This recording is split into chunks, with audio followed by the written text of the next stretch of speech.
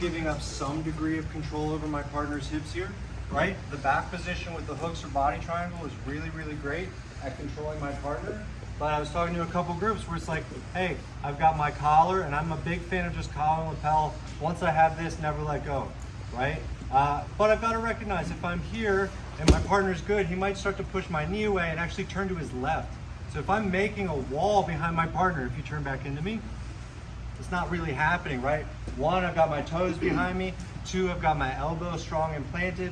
3, I've got this hook, but that doesn't mean he can't roll away from me really strong. If he's here, I might lose the position, right? So I need to be ready for that. The number one thing I can do is make sure my chest stays on top of my partner's back. So as they roll away, I need to follow, okay?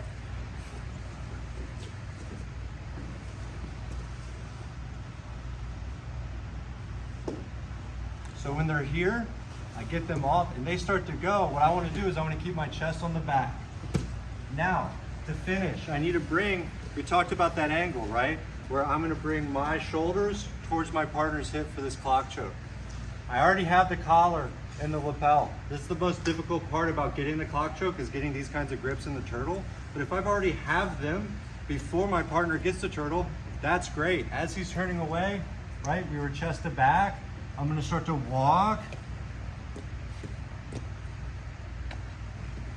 My goal here is to get my arm towards my partner's head and start to pull the hand up this way, right? Again, the angle does the work here for me.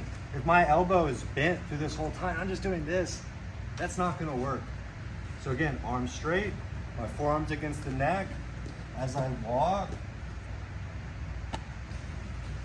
again, I'm drawing my elbow up and over.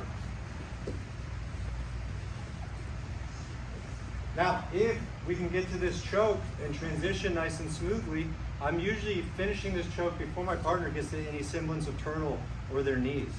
Finishing this choke is extremely powerful when they're completely belly down, right?